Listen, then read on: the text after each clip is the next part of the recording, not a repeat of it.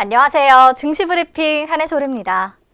긴 설 연휴가 지나고 오랜만에 인사드리네요.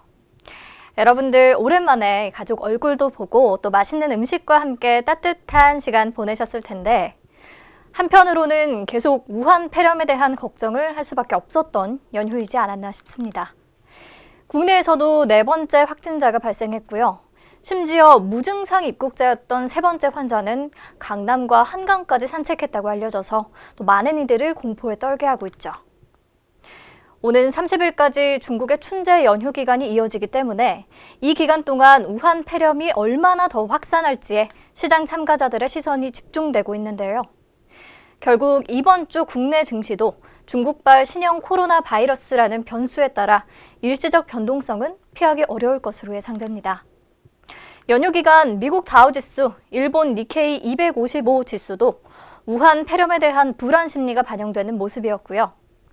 하지만 증권가에서는 이번 신형 코로나 바이러스 사태를 과거 사스 또 메르스와 비교해 봤을 때 주식시장에 끼칠 영향력은 제한적일 것으로 판단했습니다.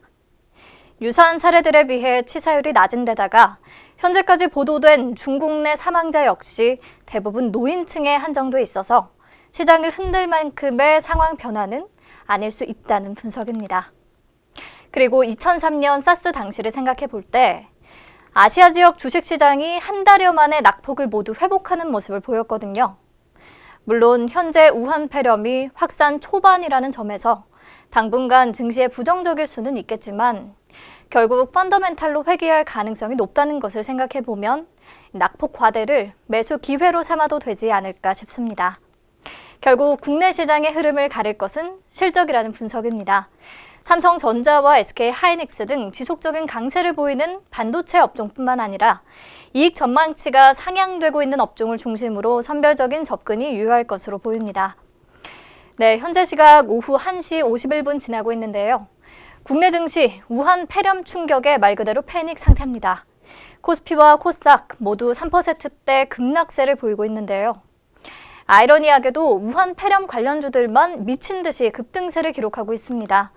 그래서 오늘은 이 영상만 보면 우한 폐렴 관련주를 총 정리할 수 있게끔 제가 종목들 찾아서 내용 한번 표로 정리해 봤고요.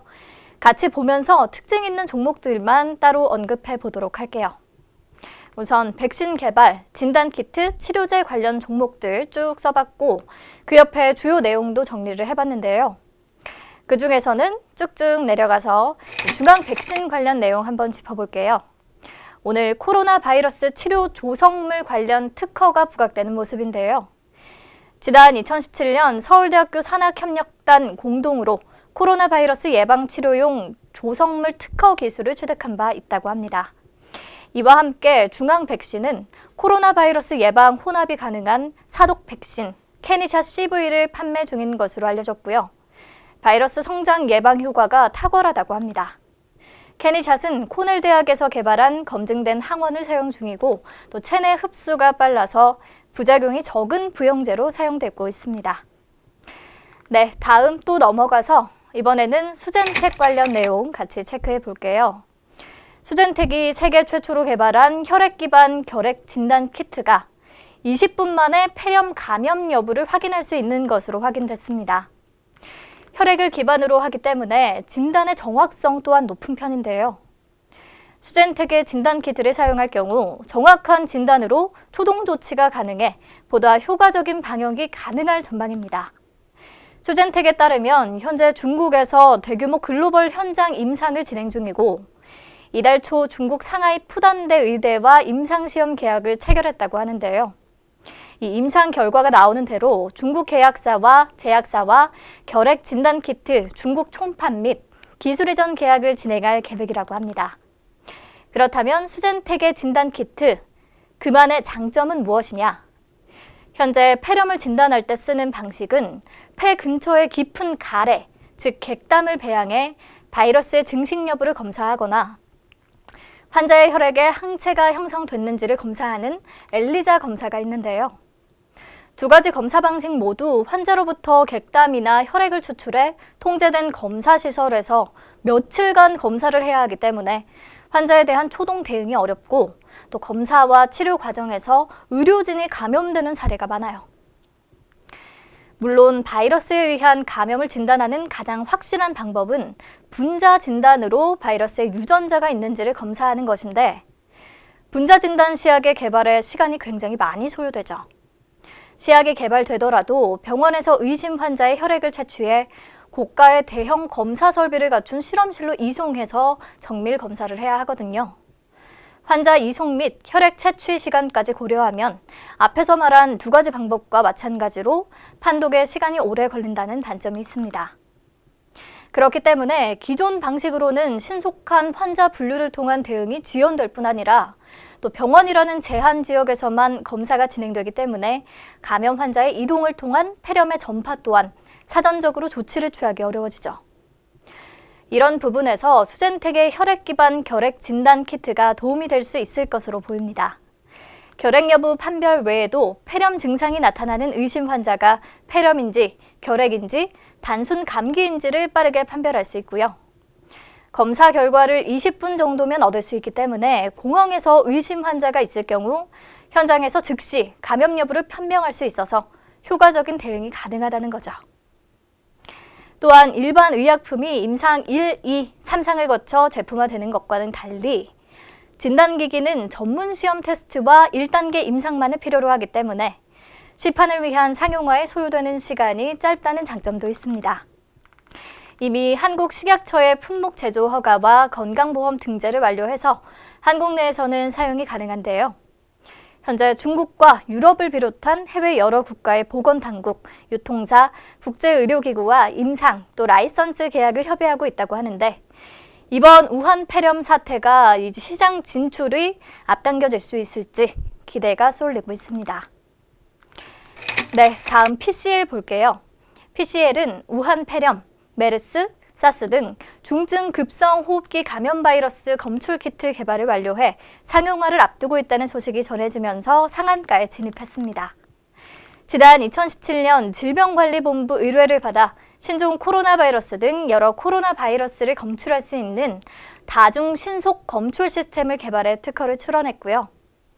삼성 서울병원 호흡기 내과와 코로나 바이러스를 포함하는 급성 호흡기 감염병의 현장용 다중진단 키트 개발을 완성해 출시를 앞두고 있습니다. PCL 측은 우한 폐렴이 번질 경우 질병관리본부와 개발한 코로나 바이러스 현장 진단 시스템을 바탕으로 경쟁력 높은 제품을 시장에 내놓을 수 있도록 하겠다고 밝힌 상황입니다. 네, 다음 메타바이오메드 같이 볼게요. 메타바이오메드는 분자 진단 전문 기업 유디피아 지분 13.94%를 보유하고 있는데 지난해 9월 오송첨단의료산업진흥재단은 질병을 신속하게 진단할 수 있는 분자진단 바이오칩 기술을 개발해서 체외 진단시약 개발 기업인 유디피아에 이전했거든요. 이전한 기술은 유전자 증폭을 이용해 질병을 신속하게 진단할 수 있는 분자진단 바이오칩 개발 기술인데요. 유디피아는 이를 통해 비정형 폐렴과 성매개 감염병 진단시약을 개발하고 또 중국과 동남아 지역 시장 상용화를 추진한다는 계획입니다. 네, 다음 시즌 볼게요. 오늘 질병관리본부가 우한 폐렴 진단 제품 수급 확보를 위한 긴급 회의를 진행하고 분자 진단 시약과 신속 진단 키트 개발을 논의했는데요. 한 언론 매체에 따르면 시젠이 분자 진단 시약 전문 업체로서 이 긴급 회의에 참여한 것으로 알려졌습니다. 네, 다음은 바디텍메드. 바디텍메드는 중국에 특화된 체외 진단 전문 기업입니다. 중국 감염 진단 시약 시장의 절반 이상을 차지한 점유율 1위 사업자인데요. 즉, 감기 증상이더라도 고열 등 폐렴 의심 증세가 나타나는 경우 2명 중 1명꼴로 이 업체의 진단 키트를 통한 검사를 거치게 된다는 뜻입니다. 감염 진단 시약 CRP 검사는 감염 질환의 진단과 판정, 경과 관찰 및 예후 판정에 쓰입니다. 네, 바로 다음 에이프로젠 제약 볼게요. 현재 코로나 바이러스에 대해 당장 백신이 없는 만큼 환자 상태에 따라 항바이러스제, 2차 감염 예방을 위한 항생제 투여 등의 치료가 진행되고 있는데 미국과 러시아 보건당국이 서둘러 백신 개발에 착수했다고는 하지만 백신 상용화까지는 오랜 시간이 소요되는 데다 또 바이러스의 특성상 변이가 잦아서 항원이 수시로 바뀌기 때문에 난항을 겪을 것으로 보입니다. 결국 백신 개발을 기다리기보다는 단기적으로 인터페론을 비롯한 항바이러스제가 구원투수 역할을 할 수밖에 없는데요. 과거 메르스 치료에도 바이러스 증식을 막는 인터페론이나 C형 간염 및 에이즈 치료제 등이 활용됐다고 합니다. 에이프로젠 제약은 인터페론과 사이토카인 생산을 증가시켜서 호흡기 바이러스의 복제 과정을 억제하는 합성의약품 칸민정에 대한 제품화를 진행하고 있는 것으로 알려졌고요. 이 부분이 부각되면서 오늘 강세를 보이고 있습니다.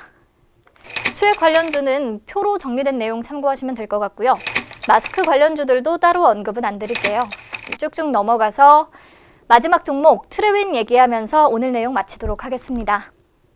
트레윈의 자회사인 시리우스가 모바일용 비냉각형 적외선 열 영상 센서 설계와 제작 공정 기술을 개발하는 데 성공했다고 하는데요. 해당 기술은 스마트폰 카메라로 10에서 20m 떨어진 사람의 체온을 쉽게 체크할 수 있는 모바일용 비냉각형 적외선 센서를 상용한 것입니다. 적외선을 이용한 열영상 카메라는 메르스와 우한 폐렴 등 고열 환자 체크에는 필수 장비라고 하네요. 우한 폐렴 사태가 심각해지면서 화상 감시 카메라의 확대 설치 가능성이 거론되고 있고요. 이에 트레윈이 오늘 강세를 보이고 있습니다. 네, 이렇게 그냥 얘기해보니까 굉장히 간단한 것 같은데 저는 종목 하나하나 찾고 또 왜 관련주로 꼽히는지 내용 파악하느라 시간 정말 많이 걸렸거든요. 여러분들에게 이 영상 꼭 도움이 됐으면 좋겠습니다. 오늘 브리핑 얼른 마칠게요. 내일 다시 만나요.